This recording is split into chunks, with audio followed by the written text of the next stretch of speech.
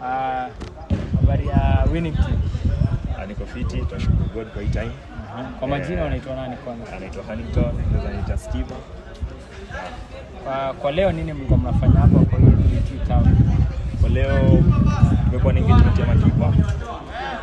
Tumetoka pale na jinsi. Ilikuwa ni tournament ya makipa. Ya, na ume-experience nini ama imekuaje? Imekuwa best, imekuwa fiti. Matimu zilikuwa zinajipanga. Nilikuwa nafikiri itakuwa rahisi, ilikuwa rahisi. Hata the champions wamefight hard. Yeah, maybe kwa hizo timu umecheza nazo, maybe zilikuwa gani baadhi ya gani? Tumekuwa na South Africa, Morocco, Tunisia na Senegal. Yeah, to the keepers wakicheza ndani, maybe unaweza sema umeona nini ama kuna improvement yoyote kwa hao makipa wakicheza ndani? Yeah, first watu wanahitaji makipa kucheza ndani. But nimeona touch iko, scoring, hiyo agency, awareness wako top.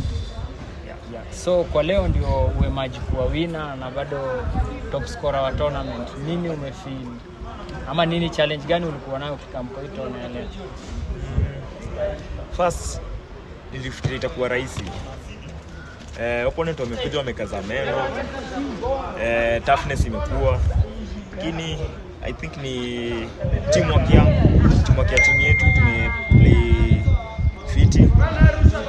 Mahali pa kuachilia na achiliwa, mahali pa kudefend na defender sa unit. Attacking force pia imekuwa best. Yeah, wamepiga support kwa sana.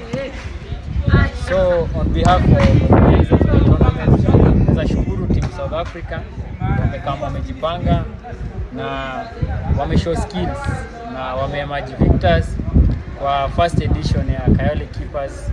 Nini hii mwaka? Mtakuwa chief nini na hii board? Mtakuwa chief nini kwa hii live? Si ndio? Na pia unataka chief nini kama Kayole Keepers? Mimi kama Kayole Keepers vile Charlie alianza pale kusema, aliongelea story ya jezi.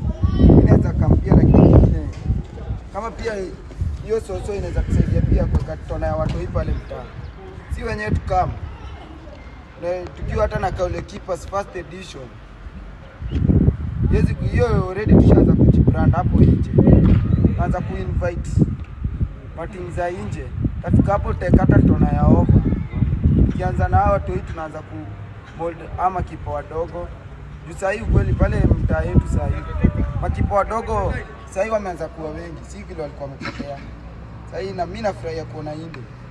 Na hizo miaka zake na vile watu wanamuongelea hapa kila mtu amekaa naona ule kipa yule sana shaanza kuona ikiwa hiyo age.